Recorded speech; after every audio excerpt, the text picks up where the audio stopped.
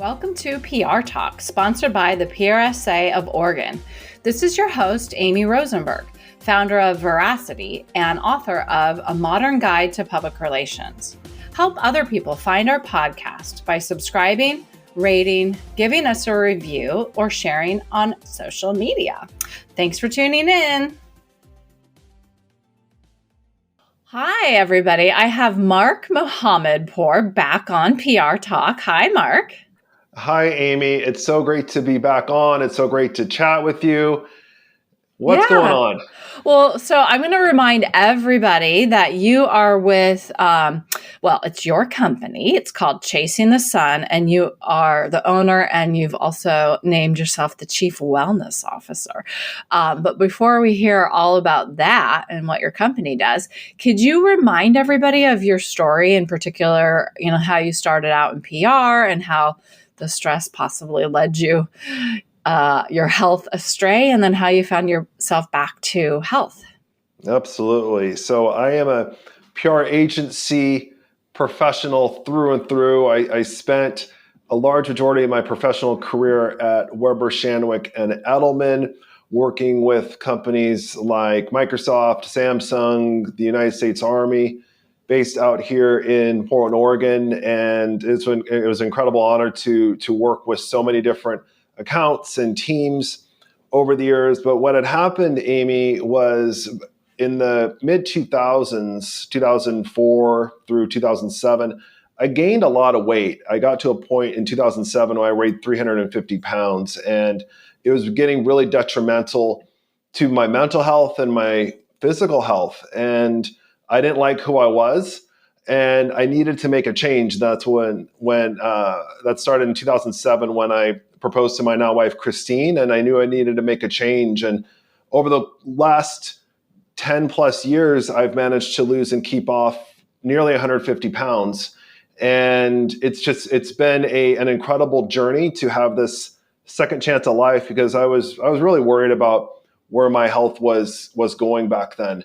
Fast forward to 2017, 2018, I was heavily involved in PRSA, the Public Relations Society of America. I still am. I was serving as PRSA Oregon president in 2016, and I was examining my career. I was examining my weight loss journey and my relationship with this industry. And I really had a passion for the people that I was managing, the teams that I was managing, and making sure that their well-being was made a priority. Our industry is one of the most stressful professions out there, Amy, as I'm sure you know. And I wanted to really evolve my relationship with this industry. I had a lot of pride in the work that I did on the agency side and the accounts that I was on, but I thought I could leave a different stamp. And in 2019, I had the opportunity to launch Chasing the Sun, and my mission is to empower public relations professionals to prioritize their mental and physical well-being so they can shine in the family room and the boardroom.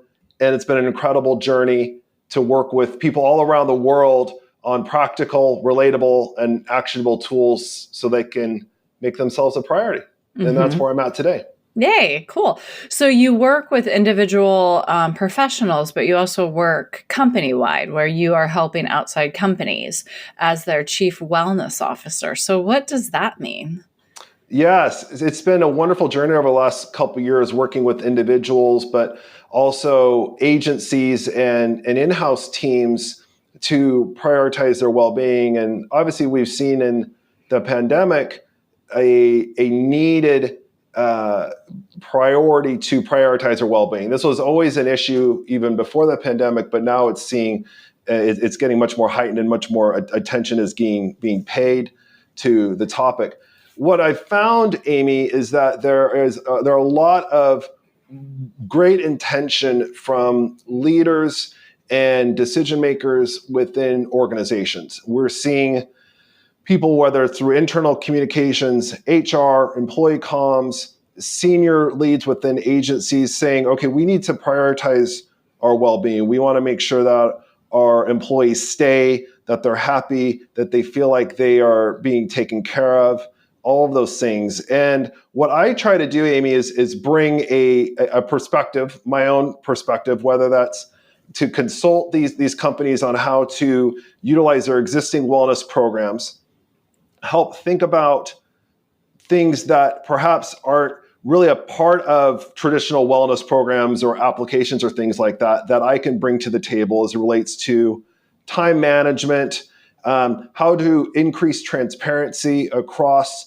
your teams to make sure that we're reducing stress and anxiety, and overall bringing an approach that is realistic within the environment that we're in, Amy. We do not work 8 to 5, Monday through Friday. And so I try to bring solutions that are relatable and realistic with what's going on. But at the same time, I want to help shift the mindset that we need to be more in control of our well-being than we're giving ourselves credit for, and that we have the opportunity to do so. And so my message to these companies is that you're in more control of your well-being than you realize, but there are some things that we need to put in place in order to make that a reality. Yeah. So many questions here. So yeah, what is happening in the general landscape right now with work from home or hybrid, and all of that? What are you seeing? Are people more healthy, less healthy? Because it's a little confusing, because it feels like possibly people might not be healthy because of work from home. There isn't as much of a balance, but then there's this great resignation, which I assume is coming from somewhere where people are just fed up. And so where are they going, and are they getting more health, whether that's mental or physical, when they're resigning? And maybe they're going somewhere else, and I'm not quite sure about all this, just a little confused. It is confusing. And I think depending on the person that you talk to, they're going to have a different answer. You talk to some individuals who are working from home, and they've never been healthier. They are making their time to exercise, to work out. They're not commuting, they're not flying, and so they're making the time to do that. There are some people who are at home and they're working 18 hours a day and they're not setting boundaries, and so they're feeling miserable. And I think it's hard to put all of us into one pocket as far as that's concerned, but we're seeing an evolution. I think the opportunity is going to be, and this kind of gets to the second part of your question, as far as what we're calling the Great Resignation, which by now we're recording this in November 2021. Amy, it's some people could think of it as a tired topic, but the reality is that this is going to continue to be a challenge heading into 2022. I'm seeing surveys where PR agency leaders are seeing that the top priority for 2022 is retaining their talent. And that's always something that you want, no matter what year we're in. But at the same time, we are seeing a lot of people really examining their career, examining their lives, and saying, how is my life connected to my job today? And when I'm chatting with agency owners, Amy, one of the challenges that they see is that their employees they're sitting in front of their computer, they're sitting in front of their computer at home, and they're doing good work, but how connected are those individuals to the job that they're doing? Because they're not going into an office, they're not engaging with their fellow colleagues, and that obviously has an impact on their relationship with the job. And I think if you chat with some people, they have a varying degree of understanding and really connecting to the companies and determining, is this particular company really right for me? I now have the opportunity to apply to an infinite number of jobs, because what we're seeing, obviously, Amy, is that there are a lot more jobs in our profession that are available for remote workers, whereas 2-3 years ago, that was not the case at all. Yeah. So the people that are working, 18 hours a day, is that kind of on them? Or do you think that is an unhealthy team that needs to be addressed? It's going to be a little bit of both, and it's going to be situational.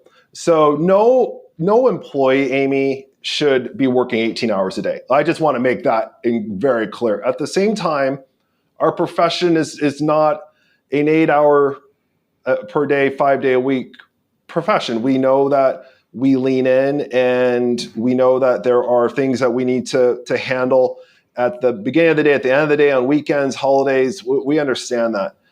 So it is on the individual to set boundaries around that. And a lot of times I speak with new professionals and other people at different stages of their profession to be able to really manage up in the hybrid era. Because what we see, Amy, obviously, if we're talking to agencies, is that we work on a number of different accounts. Let's say that you have an account executive, for instance, and they are working on 3 or 4 different clients. Well, those client teams might be managed by 1, 2, or 3 different people.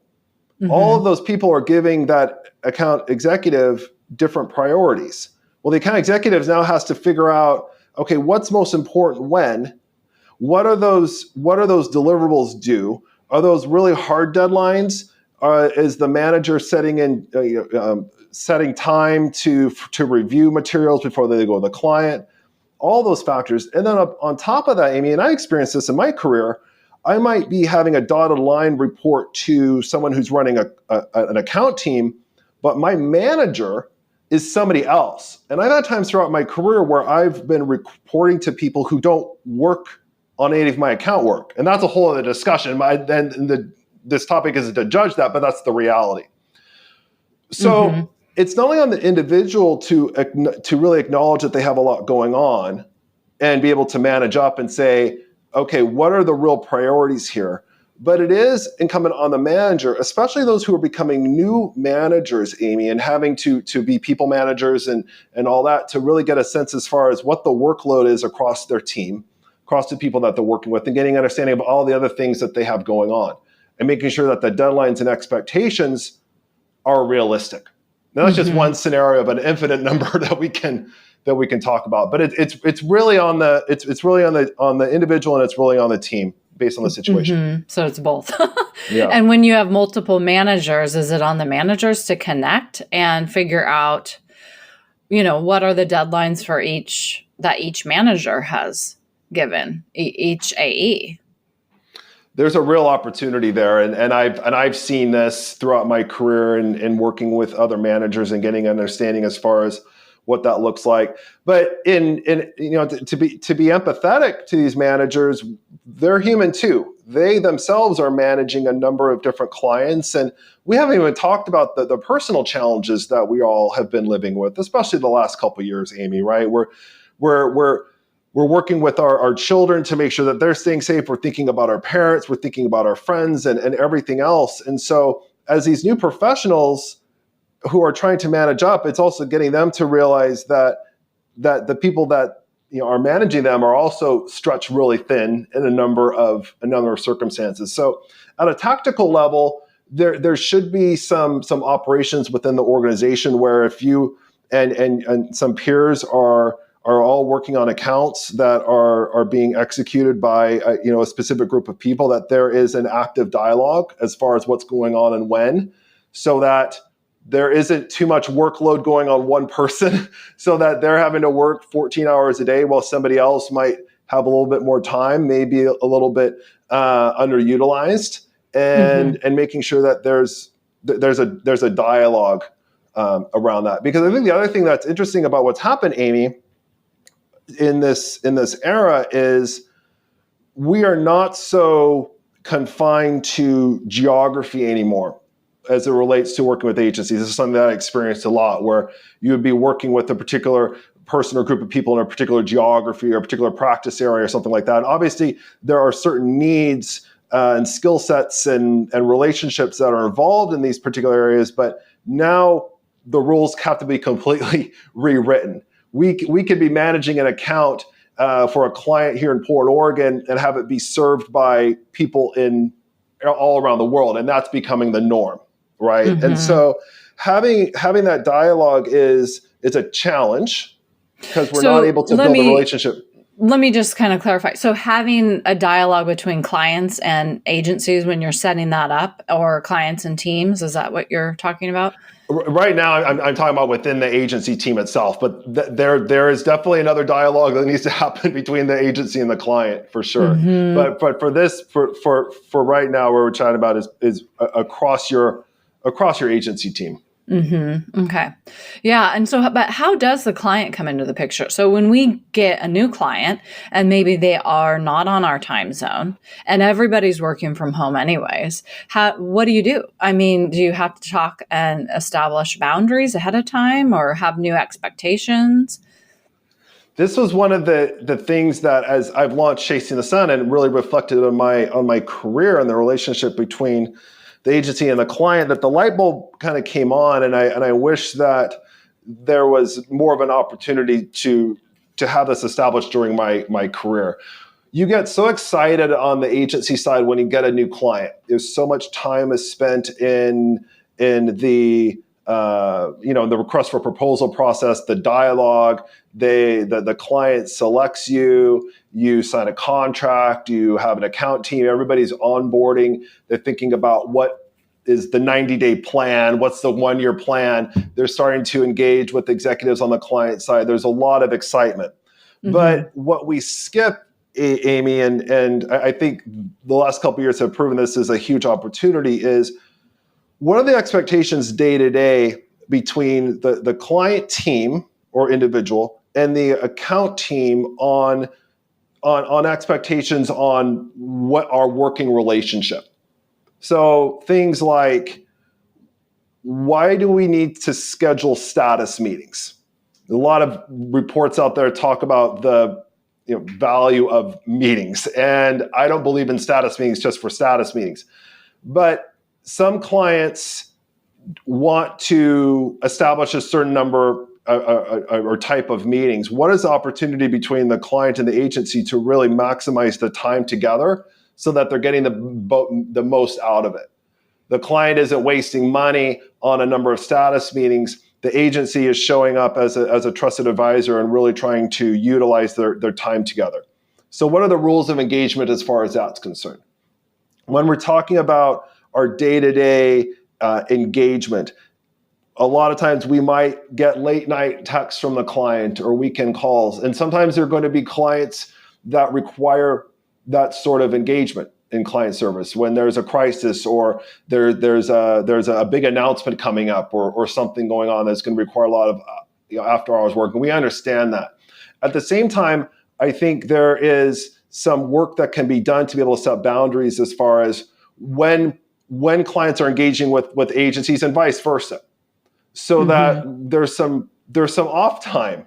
Because ultimately what we want, Amy, is we want our team members to not feel stressed and anxious all day, because they're going to feel, they're not going to feel great about themselves. They're not going to want to come to work. They're not going to want to show up, and they're going to look to leave. We want our employees and our team members to be productive, to be advocates of not only the team that they're on, but the client.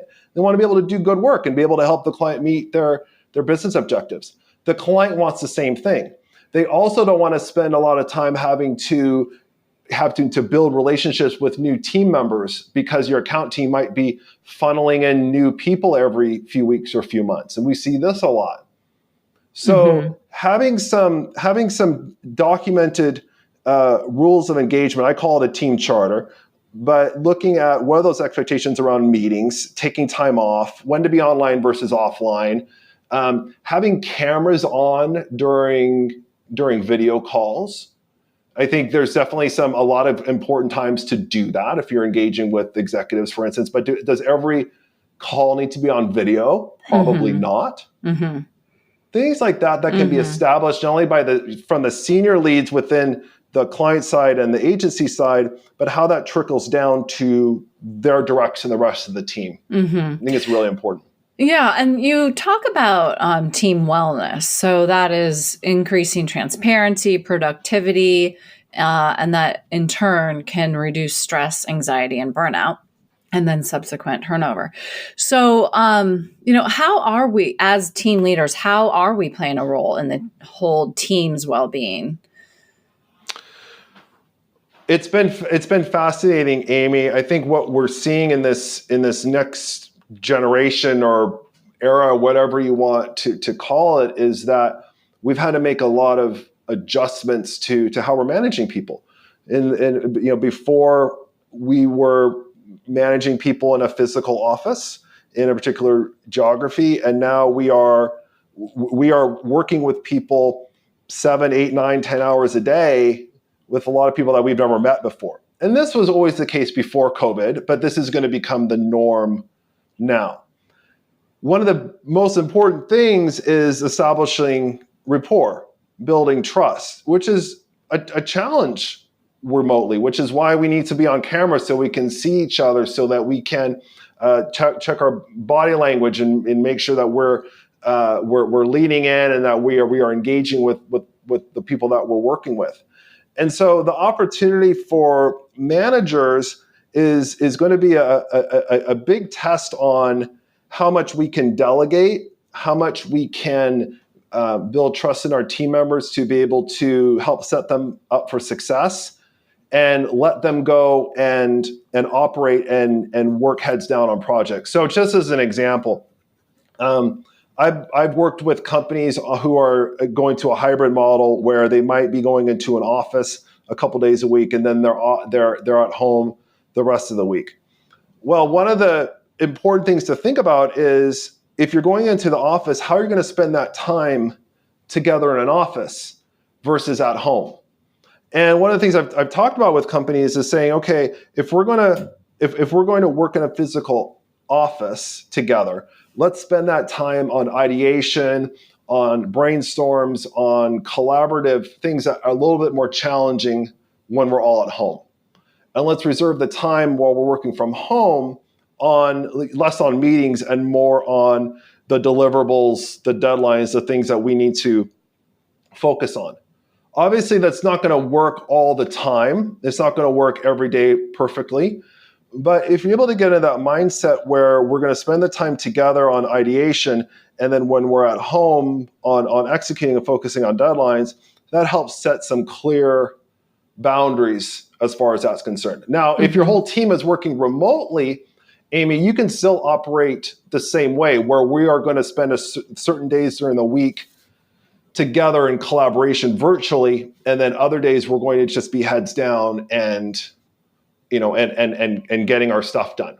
Mm-hmm. So you've mentioned this term manage up a few times, and I want to talk about that. And then lastly, I want to talk about mindset. But first, what do you mean by manage up? That's a very cool term. I think as leaders, as managers, one of the most important things that I've learned is that we don't have all the answers. And sometimes it takes a few times communicated to me throughout my career where I've had to be reminded that my role is to not just say that there's a problem, but to provide solutions. And that leaders really appreciate that from their team, because leaders don't have all the solutions. And so the opportunity for people new to their profession to really help communicate what's going on and help provide solutions to their bosses or the people managing them is really important, not only to the manager, but it's going to be important to the career path of that individual. So for instance, if you are, if a new professional is working on a press release draft, for instance, and they are missing some key data points, well, instead of saying in the comments, I don't know what to do, you have a comment that says, I think we should use this data point and work on with the client to be able to prove this. What do you think? Or things that really help make it easy for their manager to make a decision and show that they're using some critical thinking skills. Mm-hmm. Yeah. And it also sounds like, from my point of view, I don't know why, I'm just kind of making this up, but manage up to me sounds also like, the poor AE that has a million things thrown at them. How do they manage their managers in terms of what are the deadlines? What comes first? What are the priorities? And I need that as a manager. I need to be managed. And I've learned so much from my account manager, who's much more organized than I am, and has helped me so much with organizing and shaping all of the accounts.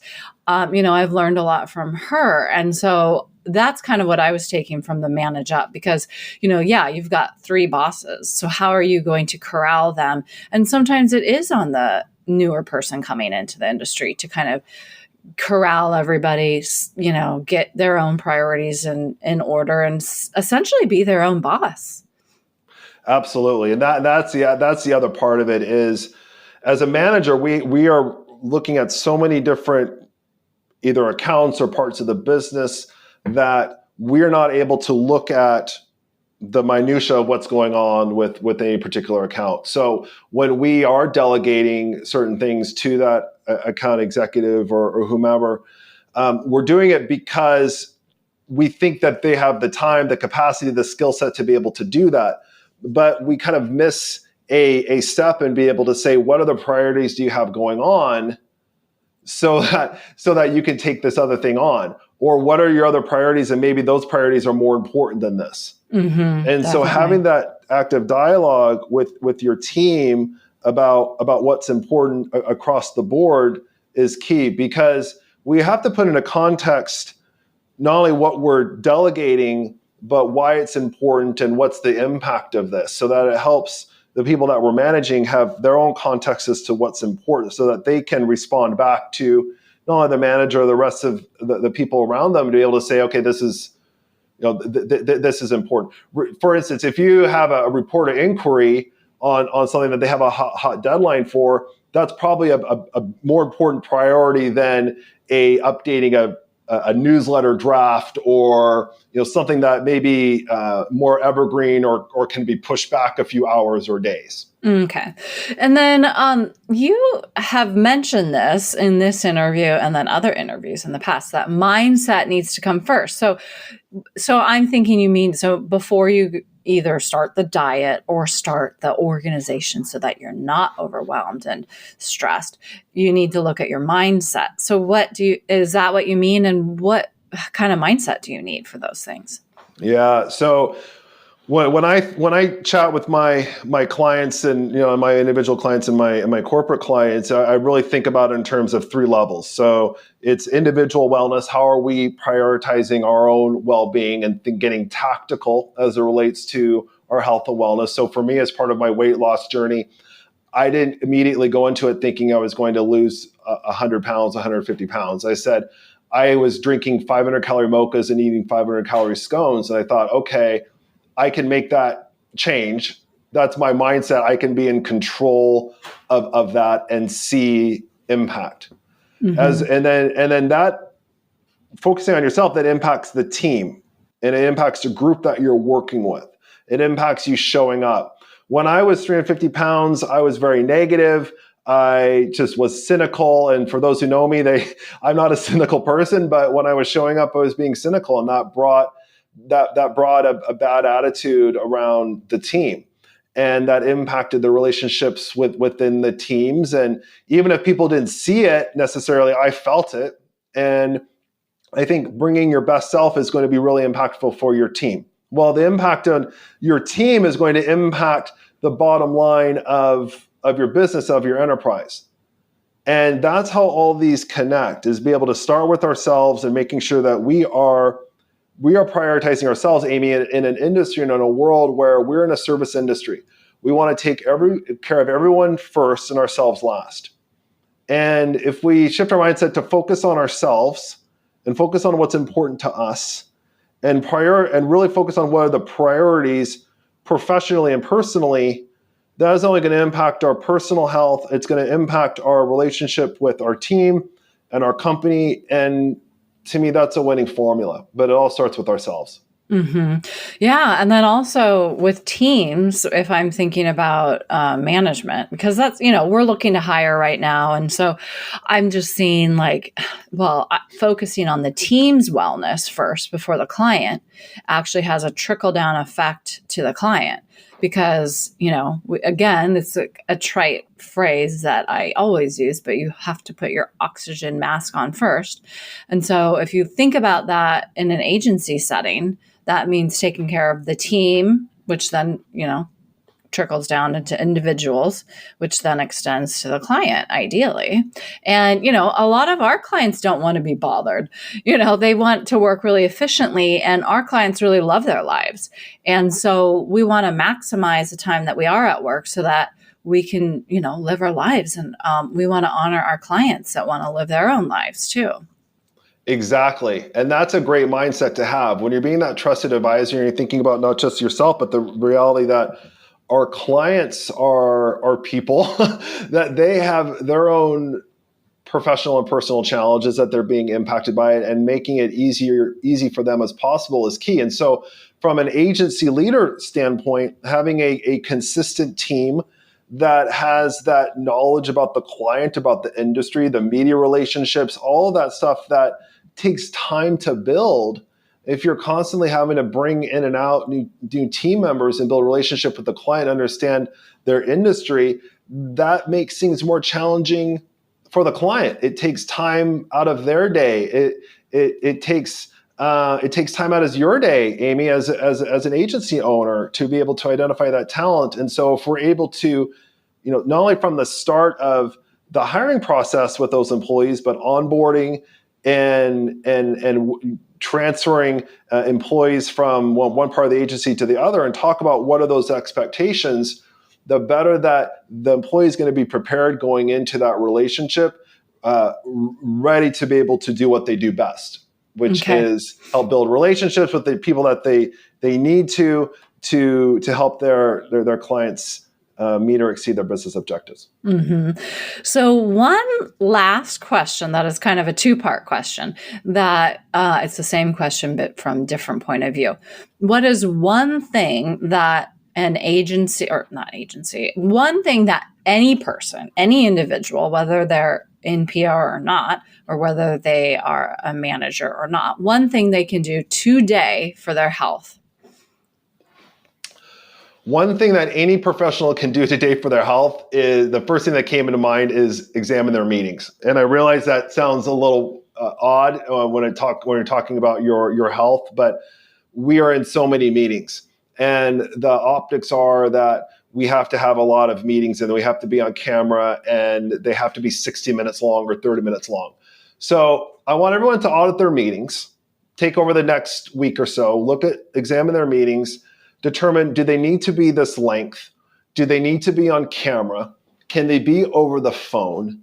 And you'd be surprised how much you can shave off at least an hour a week, 2 hours a week, 3 hours a week. Every workshop that I host, Amy, I ask this question, and everyone says they can shave off at least 3 meetings a week, or at least the time from those meetings. Cut them from 30 minutes to 25, from 60 to 45.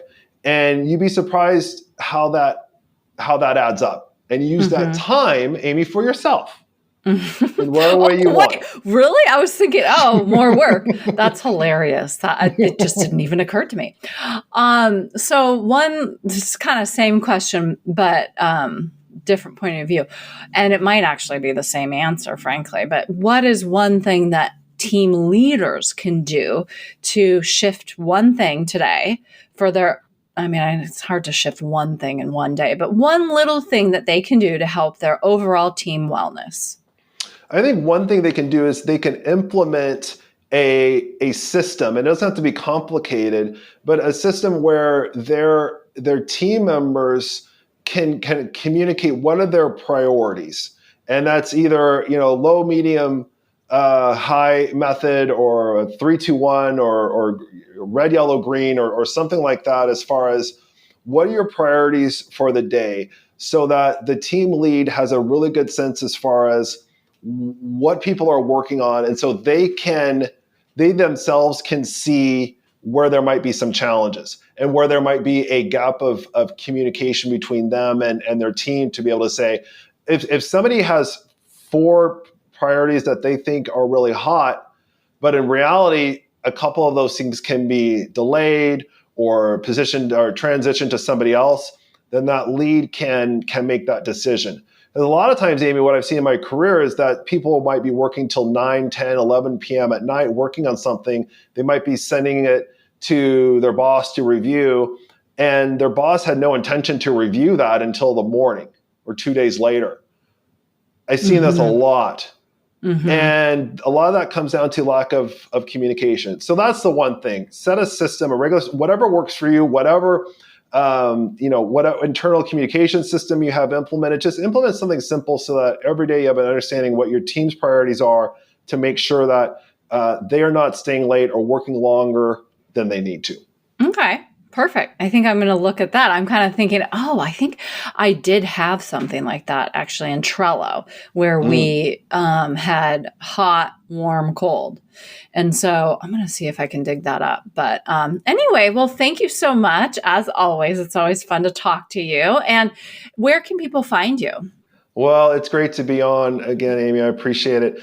I am at Chasing the Sun. So website is chasingthesunpdx.com. You can email me at Mark, M-A-R-K, at chasingthesunpdx.com.